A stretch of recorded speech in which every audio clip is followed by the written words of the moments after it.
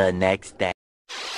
Sa February 26, ang posibleng unang bakbakan ng mga dating duo ng Lakers at Dallas Mavericks, Luka Doncic versus Kyrie Irving sa point guard position at Anthony Davis versus LeBron James sa forward position. Siguradong mangyayari na ang ginugusto ni Anthony Davis na makapaglaro siya sa forward position, mga idol, dahil may dalawang big man ng Dallas na parehong shot blocker. Kaya sa pagdagdag ni Davis ay siguradong isa ngayon ang Dallas sa may malakas na depensa sa ilalim.